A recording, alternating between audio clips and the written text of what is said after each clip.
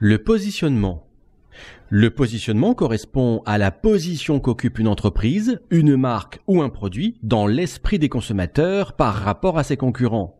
Par exemple, en concurrence avec les supermarchés de centre-ville et les boutiques spécialisées, Monoprix se veut différent dans la variété de son assortiment, la qualité de ses produits et l'ensemble des services proposés. Sa détermination est un élément clé de la mercatique stratégique, car sur des marchés très concurrentiels, la définition d'une identité de produit, de marque ou d'enseigne est fondamentale. Pour être pertinent, le positionnement doit être en adéquation avec les attentes de la clientèle ciblée, permettre à l'entreprise de se différencier, voire de se singulariser de ses concurrents, tenir compte des ressources de l'entreprise financières et managériales, surtout dans le cas d'un positionnement qualitatif, très haut de gamme par exemple. Sur le marché du textile, chaque intervenant essaie de se différencier. Le concept, mode à petit prix, est décliné sous différentes formes par Kiabi, Camaïeu, Etam, Jules et Célio, alors qu'Uniqlo, Zara et H&M cherchent des positionnements moins classiques. Ainsi, le positionnement de Zara repose sur des prix abordables et une stratégie de copie des modèles de la haute couture pour les proposer au plus grand nombre, mais également sur le concept de design à la demande avec des collections qui changent constamment. Entre le dessin initial et le modèle en rayon, il ne se passe que 3 semaines et il n'y a pas de réassort en boutique. Les axes de positionnement des enseignes.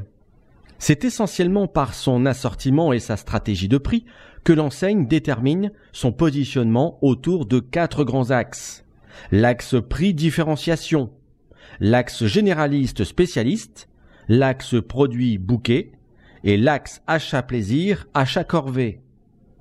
L'axe prix-différenciation. La stratégie de prix bas suppose un assortiment limité, exemple Franprix, alors qu'un assortiment large et profond, s'il permet à l'enseigne de se différencier, empêche une pratique de prix bas, par exemple Monoprix.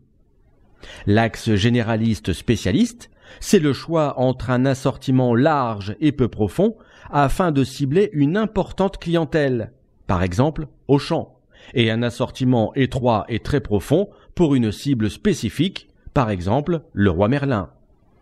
L'axe produit-bouquet. Une enseigne peut se centrer sur une offre produit, exemple Interflora, Go-Sport, ou chercher à répondre aux aspirations d'un segment de clientèle autour d'un concept, exemple Naturalia. L'axe achat-plaisir, achat-corvée.